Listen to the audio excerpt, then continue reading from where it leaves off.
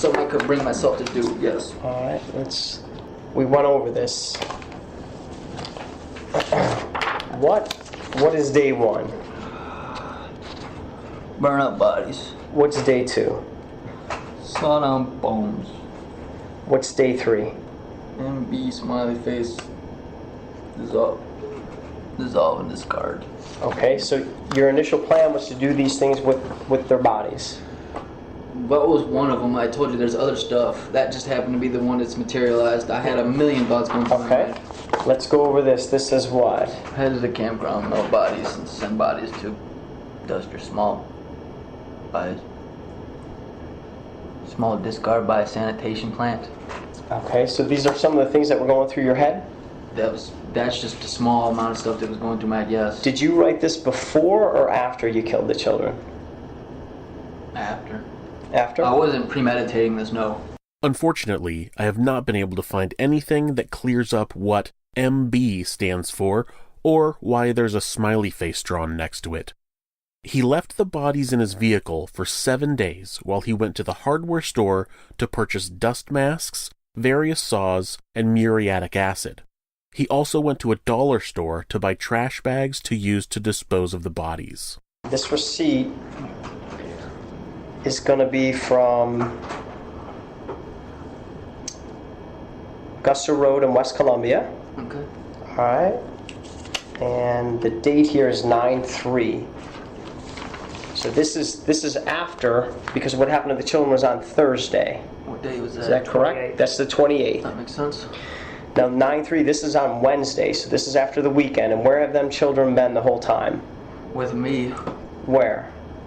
Drive around in a vehicle, I think. Where are they though? They're with me in the car. Okay, they're all in the back? Yes. Okay. Well, in the middle, not back. So back implies the back where you open it. And you told me earlier you had them covered up in some sheets or blankets. Yeah, I do blankets and a shitload of air freshener. So you have their bodies there. You go and you purchase what? Walk me through what you're purchasing here. I don't know what that rose. All right. What's this? A dusk mask. This is actually Gatorade, but Oh. dusk mask, Some goggles, and some hand saws, some jab saw it says, and a multi-saw. multi-saw. What's this here? Some muriatic acid. And what's this here? Like a 5-gallon pail. All right. Were you purchasing this stuff at that time because you initially thought you might be able to go through with this? Partially, and then I couldn't bring myself. You just couldn't do it. Okay. So one of the next receipts we kind of talk about is going to be several days later. I had these thoughts in my head to try to do this, and then I couldn't bring myself to do it. Okay. Now we go to the following day. This is going to be the 4th. This is at the Dollar General store, and we're still in Orangeburg, South Carolina. What do you purchase there that we spoke about? Excuse me. What's this here? Some trash bags. Trash bags. Why'd you buy those trash bags? To do what now? Put the bodies. To put the bodies in. Okay, but then to throw some of my own trash out too. Okay. I had a lot of stuff in the vehicle I was trying to throw out. I find it very interesting how he goes from nearly inaudibly saying he was going to use the trash bags to dump the bodies, to snapping right out of it to explain that he also had some other trash to throw away. He's supposedly crying about putting his children's corpses into trash bags, to matter-of-factly explaining how he had a lot of other trash to throw out. In my opinion, none of the times he cries sound genuine. Jones then started driving around aimlessly, stopping periodically to buy synthetic marijuana, a product called Scooby Snacks. He finally made the decision to go to Las Vegas, and while passing through Alabama, he dropped the 5 dead bodies that he had been traveling with in a remote logging area. The bodies were each in black trash bags and dumped in the woods like garbage. He tells the investigators how he started trying to cut up Natan's body, but couldn't bring himself to go through with it. All I'm saying from that Thursday, though, the 28th, and you say after all this happens, you place their bodies in the vehicle. Yes. Between then and the time you come in contact with the officer, and that would be Friday on September 5th. So we have over a week's time that has passed by. Your children are still in the vehicle. Is that correct? What date? Friday. When you have contact with so the law? The next Saturday was, yeah. Okay, so they're in the vehicle the whole time. What's kind of happening in the vehicle? As far as how does it smell in there? Stinks like shit. What's happening with the children? You were telling me before. But the blood was probably just coming out of their bodies because I just left them in there. And I believe that, well, as far as I know, I think when your body dies, blood and water separate. I think that's... Now, we had asked, because you purchased the saws and everything, had you used any of the saws on your children? I think I tried to start on the time and I couldn't bring myself to do it. Okay. And we'll get to where that happens. Had you tried with any of the other children? Mm-mm. No? With that in mind, can you describe to me what you were telling me earlier about where you disposed of your children at? They're in some wooded road, log truck looking thing off on the side in bags. Was it a 2-lane road that this was off of? I think so, but I'm not 100% sure. Okay. You said it was a heavily wooded area? It was heavily wooded. It looked like if you went up in the area where I did, it was either like some of the trees got knocked out of the way, like people potentially either starting to clear it, or maybe somebody came through there and was bulldozing up ATV path or something. I don't know. It wasn't something that was incorporated. That's kind of what I would say. It was unincorporated. Unincorporated. Your children, you do what once you get to this location? Put them in bags and put them off to the side. Okay. Tell us about Natan. Does this happen there? Or did this happen in a separate place where you said you started to cut them? This happened there. Where did it happen? In the vehicle, outside of the vehicle? Outside the vehicle. And what do you do? I began to try to saw a leg and I couldn't bring myself to finish it. I can't do that. How far did you get? Maybe about that far, and I was like, I can't do that. I can't do that to him. Okay, so you did not cut his leg off. No. What did you do with his body? I just put him in a bag and said, I gotta sit you guys over there. I said a prayer for him and walked away. Okay, did you place each child in a separate bag? And then did you walk them a couple at a time or one at a time? Which is it? A couple at a time. Couple at a time? Just however many trips it took to get 5 of them over there. He only made it to Mississippi before he was pulled over at a routine traffic checkpoint and arrested. Everything that Timothy Jones Jr. had done up to this point was to at least minimize his responsibility for the murders of his children. Whether he was trying to get away with it altogether or at least delay the inevitable, I believe his ultimate goal was always to receive the least amount of punishment. Once taken into custody, I think the insanity defense becomes his next attempt at evading punishment. Throughout the interrogation, he brings up voices numerous times. At that point, I was just running on fear and I wasn't thinking. Any normal person would have said, let me call the police and just turn myself in. Okay. I took the coward route and started following those voices in my head, which led me down such a nice path I'm on today. He also describes how the Scooby snacks help calm the voices and that he needs to see a doctor. Now, you were telling us that was actually in the car.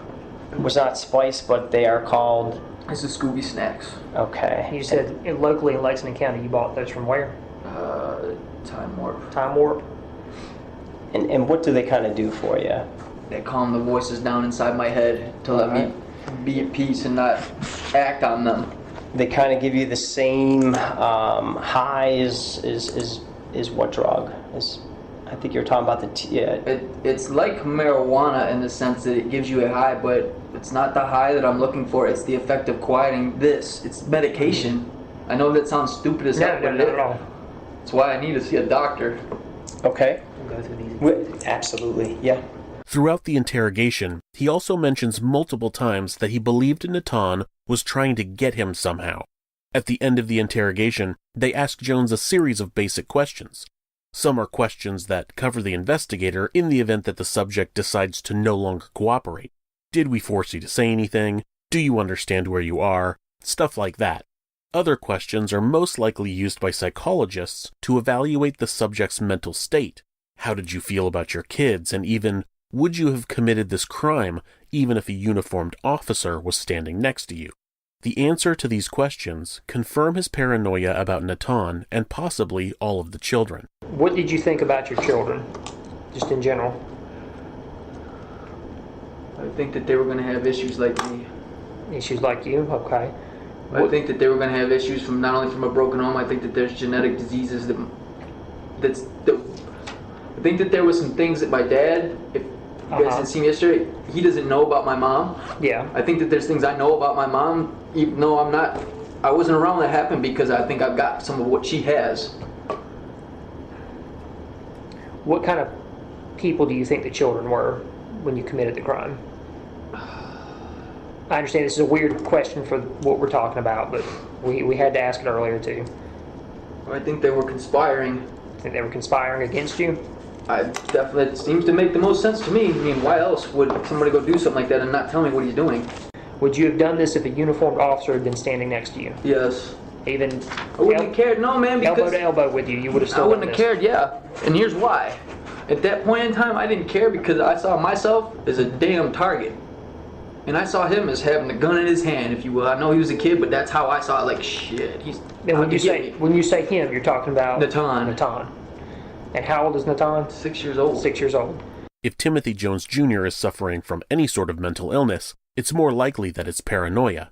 These statements make it more likely that he was willing to kill Natan somehow out of anger due to his paranoia that the boy was out to get him, than it is that he just overworked him and the boy just died in his sleep from exhaustion or dehydration. The bodies were badly decomposed when they were found, so the autopsy was inconclusive. It's just as possible that Jones had an argument with his son that led him to beating or strangling him to death. This would also explain why he would kill the rest of his children and go on the run. If he dialed 911, they would definitely arrest him for killing Natan in that scenario. If Natan had died of natural causes induced by strenuous activity, it would be unlikely that he was punished severely, if at all. His final statement is what really seals the deal that everything that was done by Timothy Jones Jr. was done for self-preservation. At the end of the interrogation, especially after a crime like this, they need to ensure as best they can that Jones is not a suicide risk. You say you're not suicidal at all. If I was gonna do it, it would have already happened. No, man, I'm not willing to take that. I'll do a lot of stuff, but Because you said your religious beliefs. taking my life is not one of them. Because what happens? You say if you kill yourself... If you kill yourself, well, maybe nothing does happen, and maybe, Lord, I love you. Maybe God's a myth, and we die and we go to the ground. But if He's not, and it's real, well, if it does what it says, hell's not a very fun place. I don't think it plans on freezing over anytime soon. I don't want to go there. He claims that he would not commit suicide because he would never do anything to chance going to hell, which makes sense for someone who has been described as a religious fundamentalist. He can ask for forgiveness for the murder of his 5 children. He can't, however, ask for forgiveness for suicide. He believes that he's going to pray away his sin and still go to heaven when he dies. This is the perfect example of why Timothy Jones Jr. did everything that he did, to save Timothy Jones Jr. Some people ask why he had custody of all 5 of his children. His ex-wife, Amber Kaiser, tells the jury in Jones's sentencing hearing that the relationship began well enough, but eventually things started going downhill. She didn't want the kids to see the tension between them, so she called it quits. In the beginning, Tim and I had a very strong relationship. I think we found a lot in common. I wasn't speaking to my family at the time, and I'm not sure if he was really speaking to his at the time when we first met. And we just kind of latched onto each other. Later on, any little thing would kind of spark an argument, and our relationship became volatile, not just on Tim's side, on mine as well. It got aggressive at times, violent. But we managed to stick through it because we had the children. Towards the end of our marriage, I think I was thinking in the best interest for my children, that it was not a good environment. It was not something that children need to be seeing. So we separated ourselves.